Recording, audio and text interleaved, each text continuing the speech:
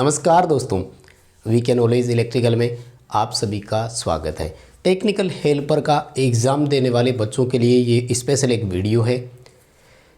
रोज़ आप इंतज़ार कर रहे हैं रिज़ल्ट कब आ रहा है, इसके बारे में भी मैं बात करने वाला हूँ।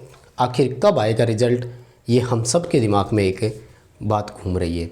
साथ ही ऐसी सिचुएशन में हमें करना क्या है, सारे पॉइंट आपके सामने रखने जा रहा हूँ। आराम से वीडियो देखना और फिर ठंडे दिमाग से सोचना कि अब हमें क्या करना है और हमें जाना किस ओर है। ये आपको तय करना है माय डियर, क्योंकि अगर आप हर दिन आ गया रिज़ल्ट इस तरह के वीडियोस और इस तरह के लिंक पर क्लिक करते रहेंगे तो केवल और केवल आपका माइंड डाइवर्ट होगा और कुछ भी नहीं होने वाला है। इंतज़ार कीजिए थोड़ा सा और रिज़ल्ट आएगा, ये कन्फर्म है। और जिन बच्चों का अच्छा स्कोर है ना, मैं तो उनको यही कहूँगा कि आप चुपचाप बैठे रहें, शांति से बैठे रहें। ख़ास तौर से गंगानगर हनुमानगढ़ वाले बच्चों के लिए ये समय थोड़ा सा कठिन है। वो इसलिए क्योंकि उनके कुछ साथी अभी पंजाब ट्रांसमिशन में और पंजाब डिस्ट्रीब्यूशन में सेलेक्ट हो गए, ज़्यादातर PSTCL में सेलेक्ट हो गए। तो वो बच्चे कहीं ना कहीं अपने आप को ये समझ रहे हैं कि हम पीछे रह गए। देखो, ये सब वक्त की बात होती है। उन्होंने सही टाइम पर सही कदम उठाया, इसलिए उनका सिलेक्शन हो गया। सही समय आने पर आपका भी सिलेक्शन होगा। अपने आप से एक बात कहिए जो शायद मुझे लगता है एकदम सटीक आपके लिए बैठेगी बात, कि कुछ वक्त की खामोशी है, फिर शोर आएगा।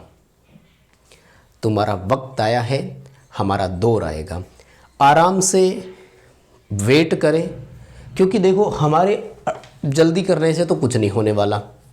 मैं आपको इसी विद्युत विभाग के प्रीवियस कुछ रिज़ल्ट के बारे में बताना चाह रहा हूँ। जब चुनाव का समय होता है उस दौरान वैकेंसी कंप्लीट होने में 9 से 11 मंथ का समय लगा हुआ है।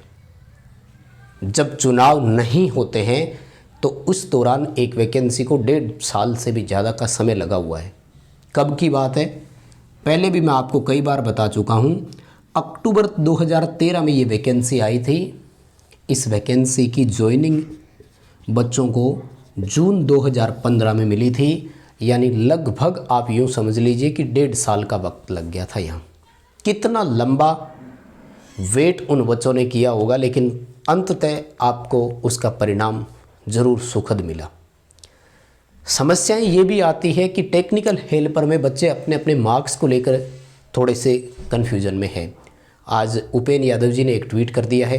हाँ, इस पर भी मैं बहुत सारी बातें करने वाला हूँ। आज मेरे पास कई फैक्ट और पॉइंट ऐसे हैं जो मैं आपके क्लियर करवा देना चाहता हूँ। उपेन यादव जी ने ट्वीट किया है कि या तो दिसंबर के लास्ट तक या जनवरी के फर्स्ट वीक में रिज़ल्ट की पूरी संभावना है। डिपार्टमेंट एक कमेटी बनाएगा। ये कमेटी क्या करेगी इसका अभी कोई डिसीजन नहीं हुआ है। मतलब क्या दायित्व इस कमेटी को सौंपा गया है, इस पर अभी कोई चर्चा नहीं हुई है। हालांकि कमेटियां बनना, ये सब चीज़ें मैं तो ये मानता हूँ कि कोई भी सिस्टम में डिले करने के लिए होता है। कि हमने कमेटी बना दी है, कमेटी हमें रिपोर्ट सौंपेगी, हम वो रिपोर्ट देखेंगे, फिर डिसीजन लेंगे। देखो मेरे दोस्त, ऑब्जेक्शन को लगभग 25 दिन से ज़्यादा का वक्त बीत चुका है। इसी दिन 2 नवंबर को पंजाब वितरण का PSPCL का पेपर हुआ था, जिसने 2 दिन बाद आंसर की दे दी थी और कल उन्होंने रिजल्ट जारी कर दिया। यानी हम समझ सकते हैं कि अगर CBT होता है तो किसी भी रिजल्ट को हम किस वक्त निकाल सकते हैं, ये हमारे हाथ में होता है। हम नहीं निकाल रहे, इसके पीछे कई सारे कारण हो सकते हैं, लॉजिक कुछ भी नहीं है इसके पीछे। मैं हमेशा बोलता आया हूँ कि जब आपने CBT एग्ज़ाम लिया है तो बच्चे के पेपर सबमिट करते ही आपको उसका स्कोर पता लग गया। आप डिले किस बात का कर रहे हैं? आप बच्चे को उसका रिस्पॉन्स की दे दीजिए, वो अपने आप ऑब्जेक्ट करेगा उस चीज़ में अगर उसको लगता है तो आप उसको रिजल्ट दे दीजिए, रिस्पॉन्स की दे दीजिए, वो करता रहेगा ऑब्जेक्शन उसको करना है तो। लेकिन ऐसा नहीं हो रहा है। ऑब्जेक्शन के 25 दिन बाद भी रिजल्ट नहीं आ रहा है। अब बहुत सारे बच्चे क्या करते हैं कि वैकेंसी निकलवाने के लिए तो कोचिंग सेंटर वालों ने ये आंदोलन किया, वो आंदोलन किया। मेरे दोस्त, उस आंदोलन की आप रूपरेखा तो देखिए, वो कैसे हुआ था, उस दौरान क्या क्या चीज़ें घटित हुई थी।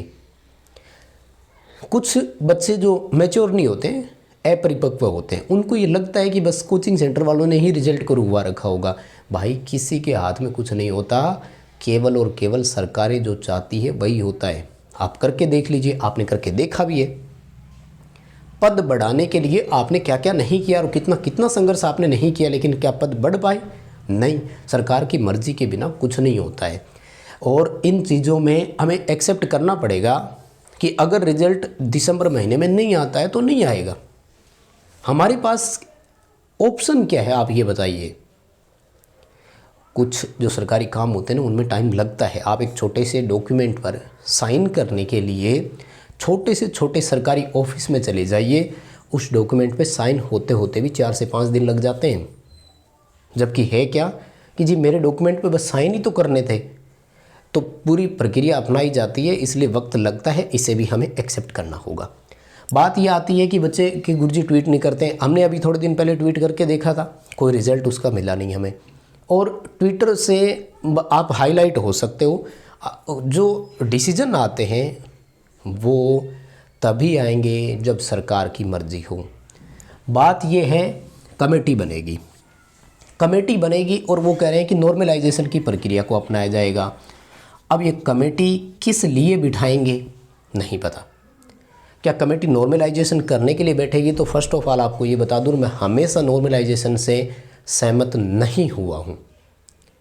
मैं नहीं मानता कि नॉर्मलाइजेशन बच्चों के साथ न्याय करता है। क्या मान लीजिए कि एक शिफ्ट में ऐसे ही बच्चे बैठ गए जिनकी तैयारी कंपेरेटिवली कम थी, उन बच्चों के मार्क्स स्वाभाविक है कि कम आएंगे। तो क्या आप ये डेफिनेशन दे देंगे कि वो शिफ्ट हार्ड थी? आप एक एग्ज़ाम में कंपैरिजन करवा लीजिए, 27 अगस्त वाले में। 27 अगस्त वाले में आपको ऐसे बच्चे भी मिल जाएंगे जिनके 125 नंबर बन रहे हैं। होगा कोई ना कोई बिरला तो ज़रूर होगा। और इसी 27 अगस्त वाले एग्ज़ाम में आपको ऐसा बच्चा भी मिल जाएगा जिसके 98, 95 नंबर बन रहे हैं। इन बच्चों के बीच में भी 27 नंबर का डिफरेंस है, तो आप क्या पेपर को टफ मानेंगे? इसलिए नॉर्मलाइजेशन प्रक्रिया से हमेशा न्याय होता ही है, इस बात से मैं कतई सहमत नहीं हूँ। क्योंकि आप एक शिफ्ट के नंबर बढ़ा रहे हैं ये बोलते हुए कि इसका पेपर हार्ड था, जबकि आपके पास और कोई आधार नहीं था। फिर भी खैर 2 नवंबर वाला पेपर कंपेरेटिवली हार्ड था, तो मैं चाहता हूँ कि इन बच्चों के नंबर थोड़े से बढ़ जाएं। क्योंकि जो बच्चा 27 अगस्त वाली पेपर में 115 नंबर लेकर आ रहा था, वो बच्चा 95 नंबर पर आ गया। 20 नंबर का डिफरेंस इस बच्चे के आया है। कुछ ऐसे बच्चे भी वहाँ है। तो नॉर्मलाइजेशन, सरकार कहती है कि हम नॉर्मलाइजेशन अपनाएंगे। नॉर्मलाइजेशन के 4 फॉर्मूले आ चुके हैं, उसके बाद रेलवे और एसएससी लेटेस्ट फॉर्मूले को अपना रहे हैं, जबकि ये सबसे पुराने फॉर्मूले को अपना रहे हैं। खैर हो जाए, अच्छी बात है। हमारे पास ऑप्शन क्या है? देखो मैं दोस्त बताता हूँ आपको कि कुछ चीज़ें हमें एक्सेप्ट कर लेनी चाहिए। आपको याद हो तो 2020 जून की बात है, मैंने एक वीडियो बनाया था जिसमें मैंने ये कहा था कि वितरण निगम में भर्ती की संभावना मुझे बहुत कम लग रही है। क्यों लग रही है? क्योंकि मैंने फेस किया, मैं गया, दोस्तों से मिला, मैंने सारी चीज़ें देखी, तो सब काम एफआरटी पे दे दिया था। बच्चों को बुरा लगा उस समय, वो बोले आपने ऐसे कैसे बोल दिया या ये बोल दिया। रिजल्ट ये हुआ मेरे दोस्त कि उस वैकेंसीज़ की मात्र 25% सीट ही आई। 6000 पद आने थे, केवल 1500 पद आए। वो उसी चीज़ का तो दुष्परिणाम था जो आपकी सीटें घट गई। वैकेंसी 2019 की बजाय 22 में आई। आप वर्ष का 1000 पद भी और जोड़ लेते हैं तो 2022 आते आते कम से कम 10,000 पद आने चाहिए थे, अगर सही तरीके से सिस्टम चल रहा होता और सब कुछ सही होता तो। इसलिए परिस्थितियां बदल चुकी है, आप आगे बढ़िए, टेक्निकल हेल्पर पर अटके मत रहिए। जिन बच्चों के 27 अगस्त वाले में 115 से ऊपर नंबर है तो भैया निश्चिंत रहिए, सिलेक्शन की पूरी संभावना है। क्योंकि यार 115 पे नहीं होगा तो कहाँ होगा सिलेक्शन। बात आती है 2 नवंबर वाले में, मेरे दोस्त 100 नंबर से नीचे तो मैं सोच नहीं सकता, क्योंकि मुझे लग रहा है कि थोड़ा बहुत तो होगा। यानी 2 नवंबर वाले में अगर आपके 100 नंबर से ऊपर बन रहा है, कितने भी, चाहे किसी कैटेगरी से हो, 105 तो है तो फिर और भी अच्छी बात है, तो आप निश्चिंत रहिए, सिलेक्शन की पूरी चांस है। लेकिन अब करना क्या है, वो तो हो गया, जो हमें करना था कर दिया, हमारा काम था कर्म करना, हमने कर दिया।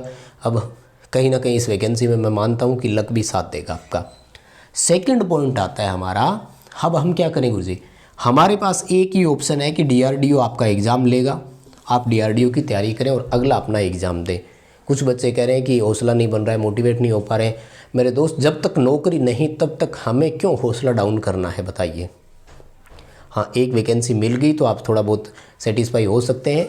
आप कंफर्ट जोन से बाहर निकलिए, निकलना पड़ेगा अगर कामयाब होना है हमें। आज हमारा टफ है, कल उससे भी टफ होगा, लेकिन उसके बाद का जो दिन है हमारा बहुत सुनहरा दिन होगा। लेकिन बहुत सारे दोस्त या लोग जो है ना, वो कल वाले शाम के झेल ही नहीं पाते हैं, लेकिन उसके बाद सुनहरा अवसर आपको मिलता है। DRDO की आपको एक बात और बता दूं कि DRDO सेप्टेम्बर 10 आया है ना, DRDO सेप्टेम्बर 15 तक की वैकेंसी को लेकर तैयार बैठा है। कभी भी किसी भी वक्त लगातार वैकेंसी वो कर सकते हैं। यानी एक कंप्लीट हुई फिर दूसरी निकलेगी, दूसरी कंप्लीट हुई फिर तीसरी निकलेगी, तो ये लगातार वैकेंसीज आएगी। मेरा ये मानना है कि आप मस्त रहें और अपना काम करते रहें, जो भी आपको आएगा रिजल्ट। जिन बच्चों का वास्तव में बिल्कुल सही पेपर हुआ है, सिलेक्शन पक्का है, आप चिंता ना करें। तो ये मेरे विचार थे, आप क्या मानते हैं मुझे कमेंट करके ज़रूर बताइएगा। यहाँ तक वीडियो देखने के लिए बहुत बहुत धन्यवाद। वीडियो दोस्तों तक ज़रूर पहुँचाइए, और ये रोज़ का टेक्निकल हेल्पर का क्लिक बेट आप ना देखें तो सही रहेगा, पढ़ाई पर ध्यान दीजिए। बहुत बहुत धन्यवाद।